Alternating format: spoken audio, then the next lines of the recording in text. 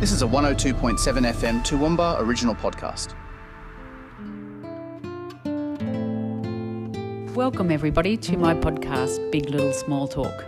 I'm Megan O'Hara-Sullivan and I love to talk, but I also love to listen. If you're new here, welcome. Thanks for joining me today. I hope you enjoy the episode. And we're with Marina Elliott today, who is a beekeeper or an apiarist. Welcome, Marina. Hi, great to be here.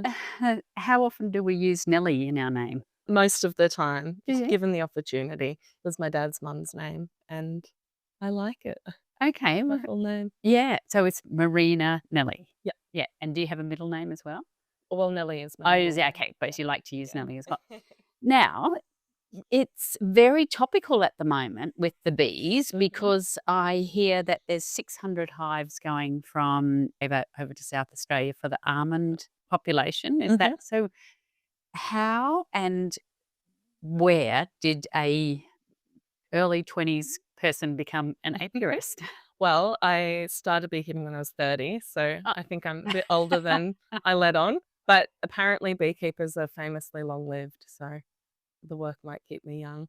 I grew up in Toowoomba. I had moved away when I finished school for uni. Planned to come back at the end of 2019 to spend a bit of time in Toowoomba with family. And that 6-month visit at the end of 2019 brought me to the start of COVID. So at the time I was getting ready to get my visa to go and work in the States as a chef. And suddenly it was a bad time to be a traveling chef.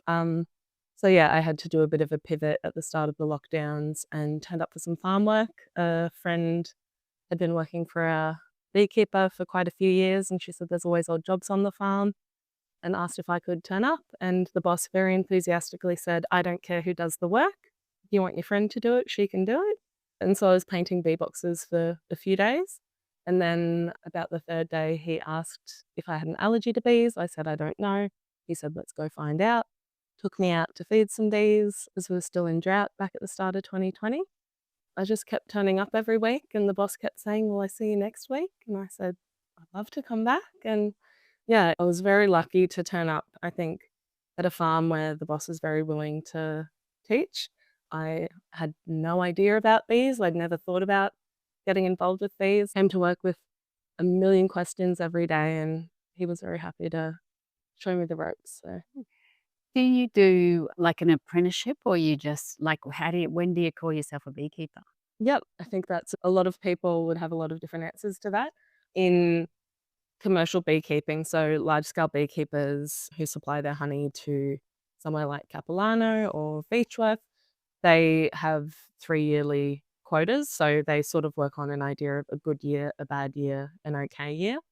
And because the way that bees operate is so responsive to the weather patterns that we have, I think that 3 years itself is sort of like one first go round. So I'm in my 6th year of beekeeping and I'm sort of just starting to feel like I have a good grasp of the basics of it. And you took like one of the things that excited me early on was asking my boss, who's been doing it for 30 plus years, questions where he would say, no one really knows the answer. I think people who are really passionate about beekeeping are so like drawn into it because it is something that you are constantly adapting and learning and responding to the exact conditions that you're in. And yeah, there's so much to pick up and bees speak such a different language to us. It takes a lot of time being with them to really start to know what you're looking at. Well, you said that. You say we learn to know your bees, you learn your bees. It's very straightforward work. Would you still agree with that it's straightforward work? It doesn't sound like it. Sounds like it's very complicated, actually. I think straightforward's probably not a word I would use. I think you need to be very present and very responsive to all of the information that's at hand. You know, I'm slowly starting to get to a point where I can at least notice in retrospect what my boss was picking up on maybe 3 weeks ago, 4 weeks ago. I'm starting to be able to get a grasp of some of those longer scale hints and signals. But I think straightforward, no. I think that's more to say you do need to be very responsive to the environment around you. So beekeepers need to understand the weather patterns to know whether it's likely that a particular gum is going to flower, and if it flowers, will it produce nectar? But also just in terms of knowing if you've got your bees 4 hours from home, has rain come through there? Is it reasonable to think you might drive the truck 4 hours out to go see them, or will the ground be too soft to get the truck on? So you do just need to be so responsive and aware of all of your surroundings and all of the information that's coming in from the bees, from the trees, from the other animals that are around. What does a sort of an average day look like for a beekeeper? Like, I sort of imagine that you're out lugging these hives from one state forest to another and sleeping out in the bush and, Yep. is that a bit of that? There is a bit A of lot of that. that? It's funny, I always joke, I live down in the Lockyer Valley around a lot of farmers, and anytime I say I'm going out to the bees, a couple of guys always ask, "Oh, are you taking honey off?" I was saying just the other day to my neighbour, taking the honey off is actually a very tiny part of what we do. So for my first 6 months, we were feeding bees, so that involved taking sugar syrup out to bees that didn't have access to other floral resources. So it wasn't a lot of hands-on with the bees, but that meant we had lots of time at home. So I was painting those bee boxes, putting frames together, waxing frames, doing lots of the sort of in-between jobs that you do when you are at home and you're not out working the bees. At the moment, we're coming up to spring, so we've had lots of rain around, and although it's been cold, we've had some really nice sunny days. So there's a really good build up getting us into spring. So all our bees are looking pretty happy and healthy, starting to lay out more, increase their numbers. So from now onwards, we're pretty much gearing up to make sure the bees are ready to shift. Our first stop is going on to macadamias up around Bundaberg. So you're getting your bees there, and then from then on, it's pretty much all hands on deck. You make sure they've got enough space because the bees naturally want to store more and more honey so that they can expand, make room for more bees. So you make sure you've got empty boxes ready to go, make sure you've got all your frames wired and waxed and in the boxes ready to go so that you can load the truck and then go on your trips. And then, so once you've got honey coming in, you need to take the honey off. So we bring the honey home and then it needs to get extracted. So it's sort of, once you start working them, it triggers off different actions. So always making sure the bees have enough room, because if they get overcrowded, that's when they want to split. They say, we've outgrown this tree or beehive, whatever we're living in. So always making sure we're managing the space they've got. And then from there, you've got to juggle having time to get the honey off, get it out of the boxes, and doing it again. So obviously it's a year-round job, like you do. And if you were to take time off, when would you do that? Yeah.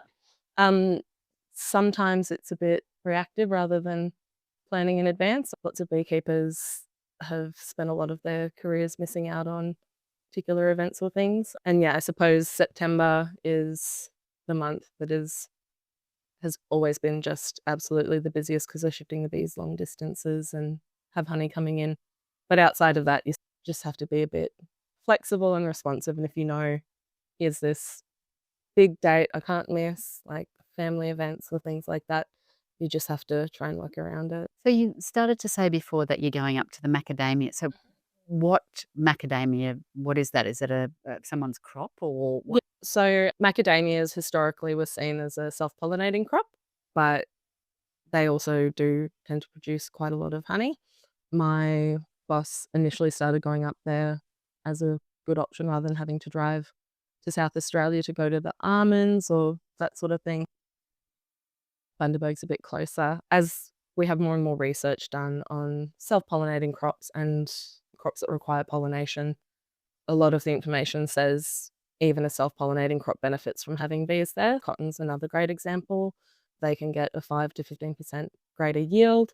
And with the macadamias, they get a cross-pollination. If you have two different macadamia varieties near each other, you'll get a bigger nut set and more nuts on the plant. So Now, I am embarrassed to say I don't really understand any of this. So I thought you were just taking the bees there because they were getting the pollen, and somehow or other that makes the honey or Yeah. something. You're benefiting the crop as well, eh? And so I guess that's, yeah, it is sort of something I think I probably thought I took for granted and knew more about than I actually did once I started working with bees. So to take it a step back, I guess beekeepers, usually the main services they provide or the main income streams for them is pollination services.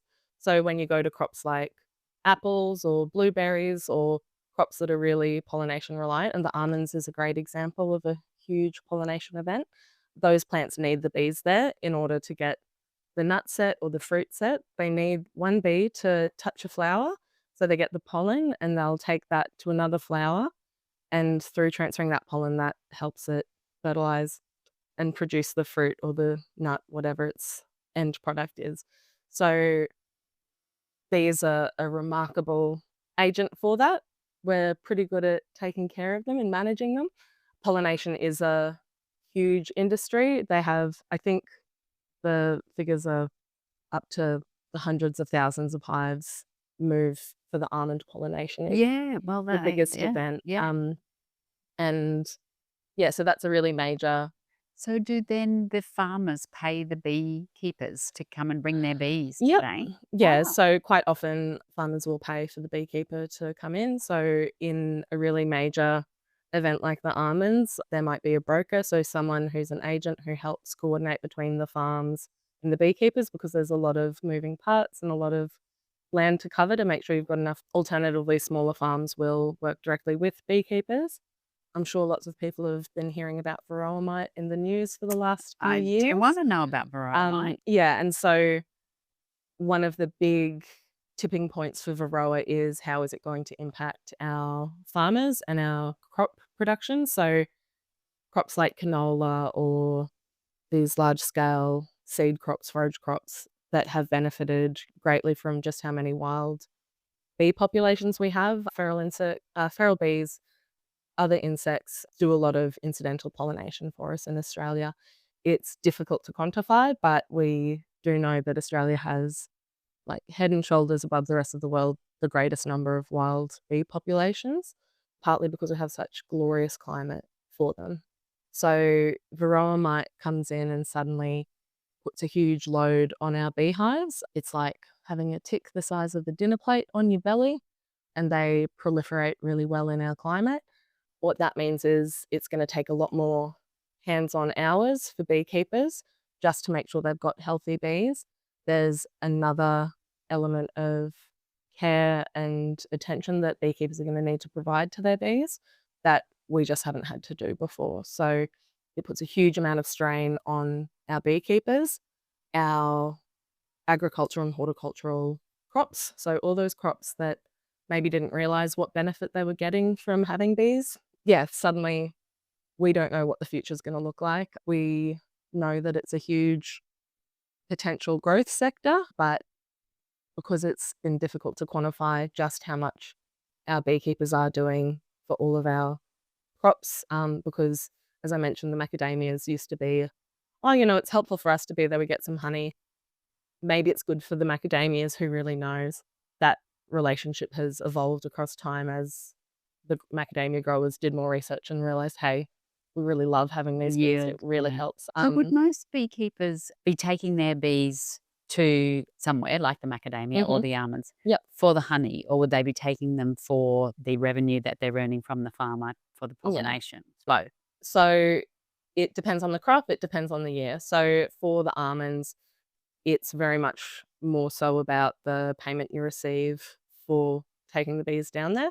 It can be quite hard on the bees in terms of they only have access to one food source or one primary food source while they're on the macadamia. The lack of variety of pollen and that sort of thing means it can be a bit hard on the bees for a short period. So usually you're hoping that once you take them off the almonds, you'll take them to another area that's got a variety of pollen available, different food sources to sort of counter that.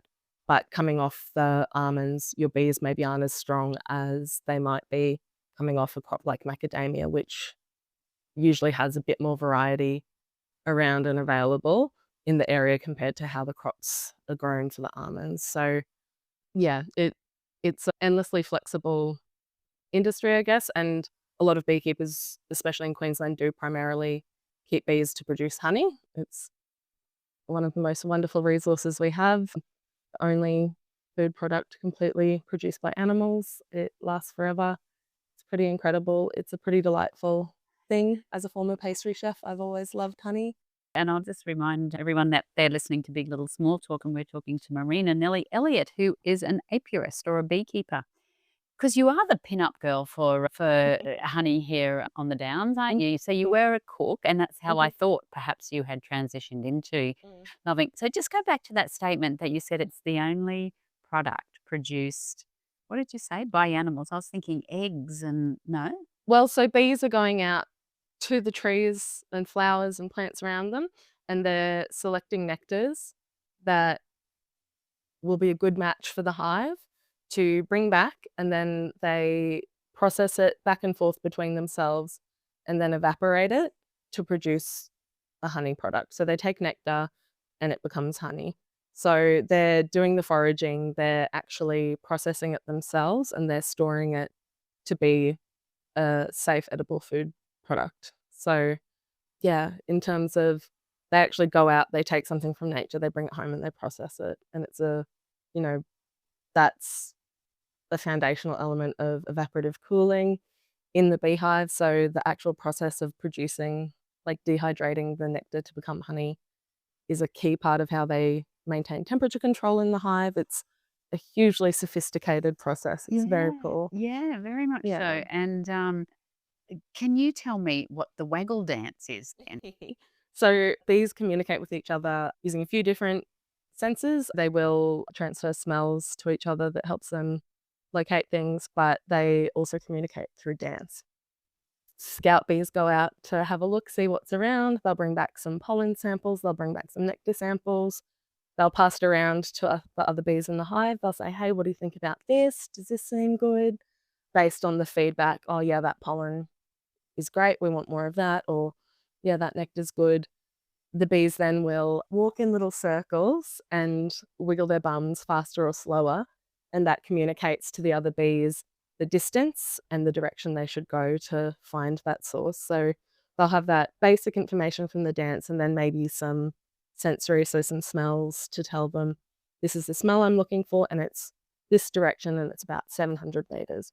It's incredible. That is incredible. And I did read too that, and tell me more about this, about, it's all based on the pheromones, isn't it? And that every hive smells different. So the bees know which hive they belong to because of the smell. Is that right? Yep. And is it coming from the queen bee?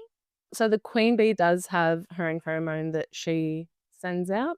I imagine there's a degree of pheromone coming from the worker bees themselves. So if the sweat pheromone from doing all the work. Yeah.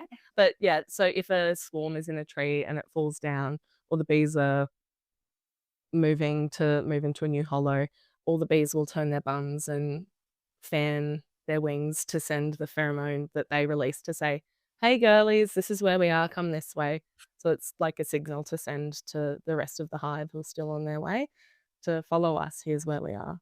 And they're like, the distance that they can smell and the sensitivity they have to smells is really remarkable. What about the washboarding? Do you know about that? So that's one of the questions I asked my boss early on, and he might be mad at me for saying out loud he didn't have the answer to this, but he very adamantly said, so it's basically, for people who don't know about washboarding, you'll see bees on the front or the side of a hive, and there might be 5, there might be 200, sort of all doing a bit of a shuffle, sort of back and forth, like a line dance almost, like they're in a bit of a trance. There are lots and lots of theories about why they do it, but my boss has said it and I've done quite a bit of research. I haven't been convinced that anyone knows why they do it. Often one of the answers I've been offered when I ask why do bees do certain things is that they might be doing it because it's fun. Yeah, And I like and that's that. good too. That works. I don't mind that. I am embarrassed to say that I went to Egypt and I did not see the huge sort of reference to bees in ancient Egypt. Tell me some about that and mud hives. I don't actually know anything about mud hives, so we might have to go and Yes, learn well, together. you can torment your boss with what Um, mud hives, but the Egyptians they think that beekeeping goes right back to the Egyptian times. mhm. Little hieroglyphics with the Yeah, bees in it. yeah. And I do know they found honey in the tombs with Tutankhamun. great Egyptians, and yeah, it's always been something that's been very revered in Greek culture, which is my background, and most societies around Asia, Africa, Europe. Yeah, so bees have been around for a very long time. Humans have known for a very long time that they produce a beautiful, beautiful product called honey. It's speculated that that might have been what ambrosia was that the Greek gods ate, and yeah, it's a remarkable, delightful thing, Yeah. and so lots of cultures have celebrated it. Yeah, and what about the patron saint of beekeepers? You know who that is? Is it Saint Ambrose? No, it's No. Saint Valentine. Saint Saint Valentine, Valentine of is the patron course. saint of beekeepers and Yeah, love. of course. I Which did know sounds that. sounds very fit for you. So Yes. just going back to the varroa mite, with the varroa mite, how did we manage to stay varroa mite free in Australia? Was that just luck or good management? And what are we going to do about it? I've seen that there's like the chemical and the mechanical means of Mhm. eradication. Yep. Um, so we managed to stay free of it for a long time because we're so geographically isolated. There has been really fantastic quarantine and border control and a general understanding and respect that we don't bring live animals or animal products from overseas into the country. Obviously, as borders open up and shipping expands, and we've got army bases, we've got, huge freight and shipping containers. There's lots of different ways things can get in, and as the world's more connected, things come in. We see that with all sorts of different things in livestock and agriculture. So devastating that we've got it in Australia. I think beekeepers are, as I said, constant living, so in the day-to-day of their work, we haven't really had a moment to sit and breathe and think about what we've lost. Part of that is because beekeepers just have a tendency to get on with things. We've been lucky in Queensland because of the huge efforts made to stop the spread of it when it first arrived in Australia. Some of that was really fantastic. Some of it was maybe not guided by the best principles in terms of how bees operate, how the mite transfers. But because of a lot of different factors, it has been slowed in arriving. Australia's got about 30 years of research from the rest of the world under our belt. We're coming to it with the rest of the world having done so much work on understanding how we can manage it, how we can control it, how we can keep as healthy a bees as possible. So it's definitely something that our beekeepers are capable of managing. Beekeeping, as with every other part of agriculture, is suffering greatly with low costs at the supermarket, low costs on the shelves, ever increasing costs of production. Obviously, when we shift our hives, fuel is a big factor, and just needing to manage the hives with more time on the ground, more time in the hives, we're going to need to pay more people to do it. So whether it's bees, whether it's growing fruit and vegetables, whether it's livestock, whatever kind of crops, farmers in the Lockyer are really struggling to keep up with production, and that's going to continue to happen for bees as well. And I think it's a much bigger picture than just beekeeping. I love working with them because it gives me that connection to growers, to forestry, to the land use and the way we manage our resources across huge areas and between our states. So I think we've got huge potential to learn from each other and to help each other. And it's just about trying to figure out how we keep doing our day to day, which is for us keeping our bees healthy. For growers, it's making sure they can pick the food that they grow and get it to someone who's going to eat it. Making sure we can keep all those day to day systems going while figuring out how do we actually make this a livable and a lovable profession. Tell me about you did mention some of the famous ones before, Capilano and all of those. What's the controversy about them? It's like that it's watered down and such, isn't it? Maybe not that one necessarily, but just in general, if you could speak about that. So I think the question comes from when we import honey, as I've said, and I will say it again and again and again. In Australia, we are blessed with incredible conditions and absolutely the most miraculous trees. Our eucalyptus, our wildflowers, all of this beautiful farming we've got in the Downs. Our climate is brilliant for our bees, and we produce the best honey. We produce such good honey. I don't think there has ever been a case that I've heard of actual adulterated honey coming from an Australian beekeeper knowingly or in huge quantity. Not to say it's never ever happened, but I have such faith in our local Australian beekeeping industry, and I have been out there working the hives. I know the honey we produce, and people say it again and again. Australian honey just pops in this really special way. Where the issues of adulteration come in has in the past been to do with imported honey. So honey coming out of different parts of the world that comes in a lot cheaper than Australian honey has been getting, like than the price our Australian honey goes for. A lot of pressure at the big supermarket level to offer a affordable product. Everyone's always talking about cost of living strains. So I think for consumers, for the regular person, supermarket honey is great. The big honey packers like Capilano, Beechworth, any of the brands on the shelf, check the label and see if it says it's 100% Australian. If it's Australian honey, that means it's supporting Australian beekeepers. Honey never goes off. Each jar of honey from a different supplier is going to taste different. I have about 18 different jars of honey in my kitchen because I can't help myself. I hear honey's from a different plant. I need to taste it. I found out it's the same tree. They just call it something different 4 hours down the road. I love it. I love all the details of it. And could you do the blind testing, do you reckon, Marina? Like if they gave you one and could you taste, seriously, like wine and things, can you taste the undertones and the absolutely the top notes or whatever? Yes, definitely. When I first started, I remember we had a little bit of honey to extract early on in my career when I hadn't really been working bees yet.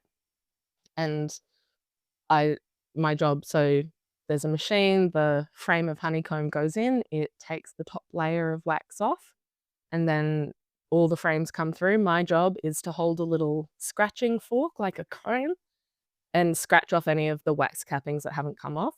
So I'm getting to have a really good look at everything that's coming through. And so you see different colors coming through. So one frame might be really orange, one might be really pale.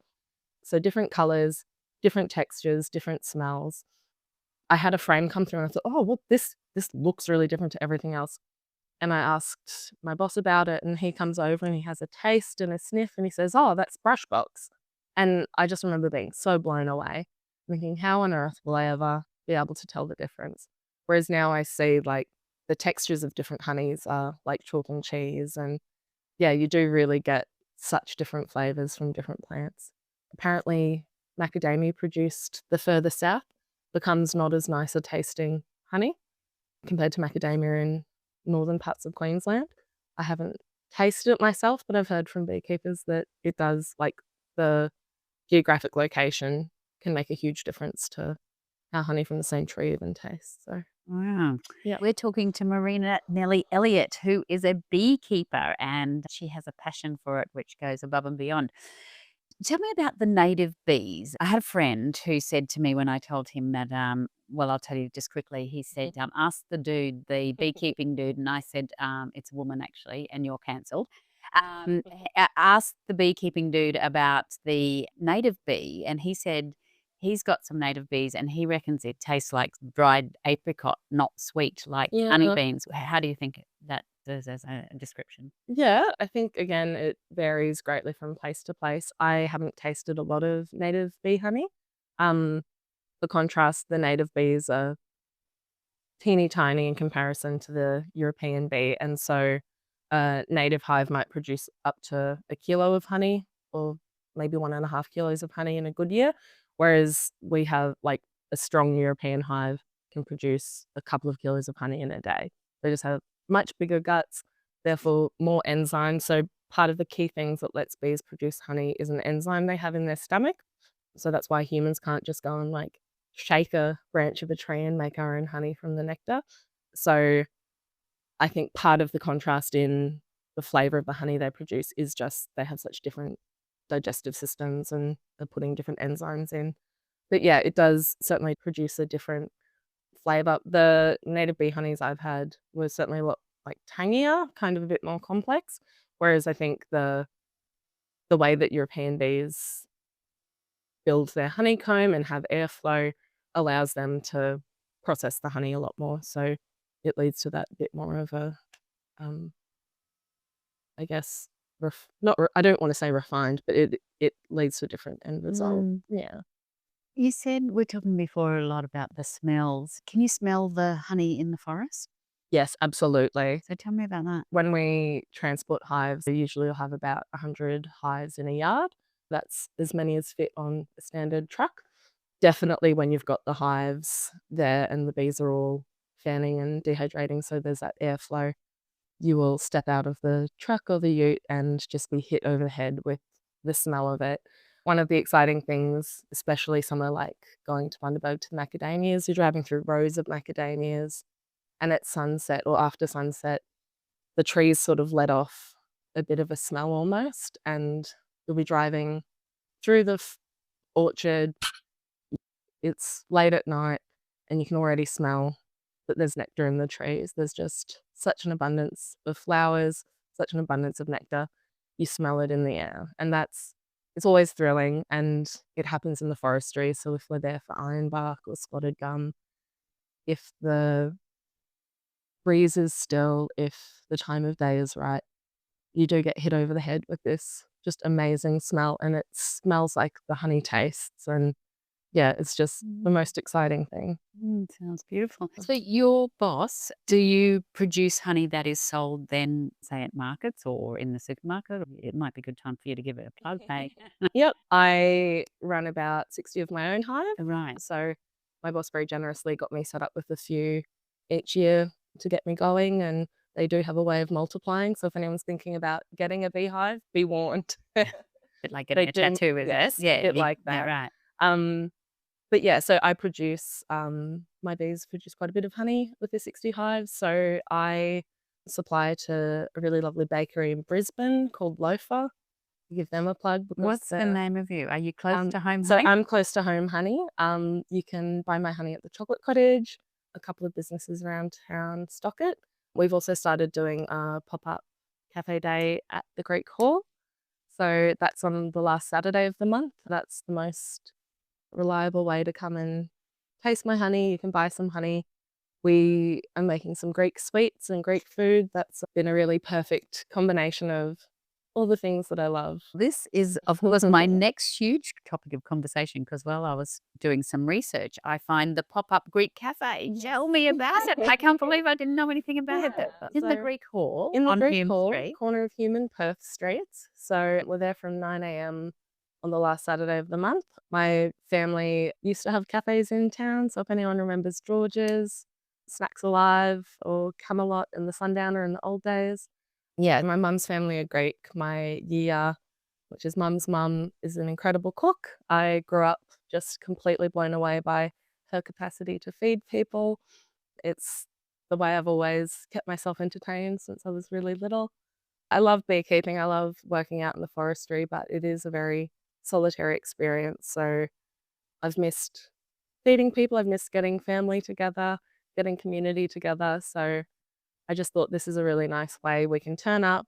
Doesn't matter if the weather's lousy, because I used to do the farmers market, but those cold winter mornings before sunrise felt a bit hard to face. Yeah. And can anybody turn up at the Anyone Greek and Hall? everyone. And is it just you, or are there other stall holders, and if people wanted to sell stuff? Yep. It's just such a fascinating concept. Yeah. So the guarantee is that I will be there and we'll have the urn on. People can always come and get a free tea or coffee, just basic, instant, and we'll have something to eat. So I had been thinking about doing it for a long time, and I'm away a lot for work and life gets in the way, and I realized if I waited until everything perfectly lined up, I might never do it. So I just decided, rather than having unreasonable expectations of myself, the reason I want to do it is to have a space that people can come no matter what's going on, no matter how much money you've got in the bank, that sort of thing. I think it's really important for us to have spaces where we can come and connect and, maybe you don't know anyone, but you just can come and have a hot drink and see who's around. So we always bring a few little craft projects. Kids have loved, there's little paper presses, like a hole punch, but there's one that I've got that's a hand. Children are so drawn to it and they make the most amazing artworks. But we've had people in their 60s and 70s pick up a pencil for the first time and do a sketch because other people are drawing, that sort of thing. So it has just been me. On the 30th of August, we're going to have at least 2 people with some secondhand books for a gold coin. So Are we at the last Saturday? Are we doing one this month? just had Had one it last okay, weekend. right. Yeah. Okay. Um, Oh, what a pity I didn't get it. Yeah. It's talk to me a little bit more because I think the Greek cafe in every little country town in Australia Yeah. is fascinating. How much of that do you remember from your childhood? Quite a lot. The 2 cafes, so George's, which is in Heritage Plaza, and Snacks Alive, which is at Market Plaza, so downtown where the JB Hi-Fi is now. That used to be a whole walk-through arcade with little shops. Almost all of my early childhood memories, if they're not at the Greek church in Brisbane or the Greek hall in town, was at one of the cafes. And I do have really fond memories of my mum's dad always sort of holding court. He, always had jokes to tell and he always had time for everyone, which meant often I think he wasn't home until very late at night. There's stories of him with his head torch on gardening at 11 o'clock at night. But yeah, and so we were always in the cafes. There were always people old and young and, blue collar workers and performers coming through town and all sorts of different people. And my grandma always had Sunday lunch at her house at years, and I just remember always being blown away at her ability to have enough food on the table, no matter how many people were there. And I think that's so much part of our Greek heritage. I think that's what the little cafe in the milk bar in every country town was. It was Greeks had family who came out, and then they came out, and they wanted to have that hospitality, provide that community and that place to come and gather. Did you see the Greek cafe exhibition that was on at Goma a couple of years ago? I didn't make it. My brother went and sent us lots and lots of pictures and little snippets from it, but I don't think I made it. Mm. We, of course, have interviewed your father, John Elliott, who's a very well-known photographer here. And I often think about you and your sisters, Marina, and think, what's it like having had your whole life documented? Did you love it or do you sometimes hate it a bit? I didn't know any different, so I didn't really have anything to compare it to. As I'm sure Dad would have said, I might be paraphrasing, he never let the truth get in the way of a good story. So because I moved to Melbourne when I finished school and I lived away a lot, Dad was living out west. We often weren't in the same place at the same time. And so it'd be nice when you were together and you'd get to actually hear him telling a story about you and get to cross-reference it with the reality. And, I think in some ways it just makes you, for me, I think it's made me a very comfortable person. Because when I was younger, I was very anxious. I didn't know how to talk to people. And I'd be with my mum and dad, and I'd be like, how do they do it with dad and mum? It's just about being at ease. And he was always a very proud dad. So if he's talking about us, it's because he just thinks anything his kids and his grandkids and everyone does, like all his friends, he's just constantly wanting to share people's joys and connect people who might benefit from having a connection. My siblings might have a different account of it, but I don't think it ever really bothered me. And you just had this huge catalogue of every moment of your life almost. How did your dad go marrying into a Greek family like that? Was that like he was sort of the quintessential Aussie guy? Did he find it difficult? I don't think he was the quintessential Aussie guy by a long stretch. I think Dad's innate sense of curiosity kind of like made him well suited to fall in with the Greek family. And I think he's always been up for an adventure, so he wasn't put off by the loud and endlessly large family. So Yeah, great. yeah. I did want to read this quote before we have to go. You said on one of your posts, I love what I do and do it because I love it, but I've also stuck with working in agriculture because of how few people like me I see around the traps, meaning employees, meaning early career, first generation beekeepers, meaning truck driving, bee whispering, prone to giggling women. So you don't see a lot of people who look like you? No, it's, as I said, it sort of applies across the board for agriculture, but beekeeping in particular has a very aging workforce, a very declining workforce in terms of numbers. It is a unique, I think, challenge for the beekeeping industry. There's been so much attention to bees and beekeeping because of varroa mite. There's been huge amounts of funding thrown at the hypothetical problem, but the focus has been so narrow, and it hasn't been about how do we address labor, how do we address workforce shortages, how do we bring our industry into the future. But at the same time, like, of course, I think I'm fantastic. I'm incredible, but I'm not particularly out of the box in terms of my abilities. I am a woman who's like basically fit, has a basic interest in having a fit and healthy body. Working as a chef was really physical.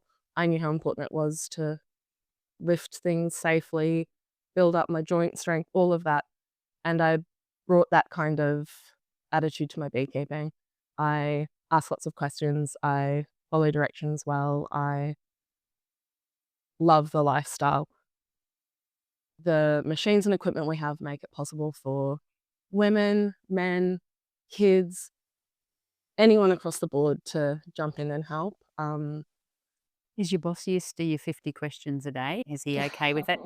Very much. There was I'd definitely, love to impart his knowledge. I would have. I think so. Wouldn't you? And, I think most beekeepers, if they don't have kids who've definitely expressed an interest in coming along, they'll joke all they want about, oh, women talk too much, but they love their bees. People don't do it except if they love the bees. They love the country. They love the honey. Some beekeepers don't, which blows me away. My boss doesn't eat honey. Wow. But yeah, he's certainly got used to it. There was a point at which he'd hear me talking and he'd say, are you talking to me or the bees? So he certainly at a certain point realized that I do a lot of talking to the bees as well as him. So That might be the secret to the success, a bit yeah. like talking to the plants. Yep. Yeah. Now, as a young person, well, we know you're over 30 now. Do you have any interest or knowledge of the royals? Do you have a favourite royal? Look, I don't know if you know this about bees, but there's 3 types of bees in a hive. There's a worker bee, there's a drone, and then there's a queen. And I definitely have favorites because some hives, for whatever reason, are a bit more persnickety than others. And the one that's my favorite, I caught her in a tree. She's a wild one. I didn't pay anything for her. And they're productive, they're really easygoing. And, we may never know why because she's just come down from the hills near my house. The queen bee. Queen bee. How long would you have a queen for? It varies wildly. So in like some people, queen breeders I know have queens who are 5, 6, 7 years old. So if she hasn't been laying too much, because they only go out on their mating flights at the very start of their life. So then they're sort of stocked up and will keep laying. Once they stop laying fertilized eggs or aren't laying as efficiently because they've gotten old, slowed down, broken leg, that sort of thing, the hive tends to want to replace them. But if they're happy with what she's doing, sometimes they'll, live for quite a few years compared to the 8 weeks to a couple of months that the worker bees live for. So it's Yeah. the queen bee. I like that. Definitely.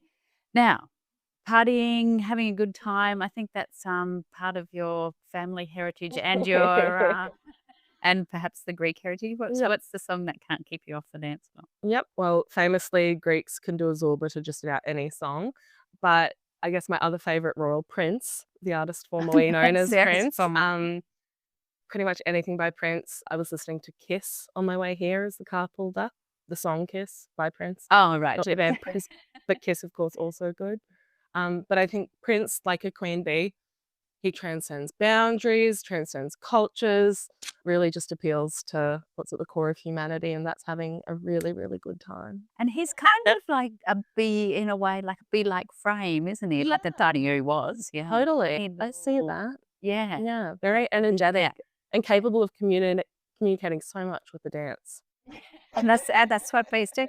Look, I could keep you here all day hearing about bees. It's just been so delightful. And you know what I have loved is seeing you sort of light up talking about the bees. But I see that it's like an art form. It's like your mother and your father's artistic self, but just in a different form. Yeah. So, yeah, good luck onwards and upwards with your beekeeping. Thank you. Yeah. And I think everyone deserves to have work that lets them feel that way. And it's nice to feel that it's reflected back because, yeah, we deserve to have people in jobs because they love doing it. And I feel really grateful that I fell into doing what I do. Being an apiarist. Yeah. We have been speaking to Marina Elliott, who is an apiarist or a beekeeper. Thank you so much. I've really enjoyed it. Thank you. It's been great. That's it for this week. Thanks for joining me on Big Little Small Talk. I hope you can make the time to join me next week. If you've enjoyed this episode, please subscribe on your favourite podcast app. You've been listening to a 102.7 FM Toowoomba original podcast. For more podcasts or to listen to live and local Toowoomba radio, please visit 1027.com.au or download the Community Radio Plus app.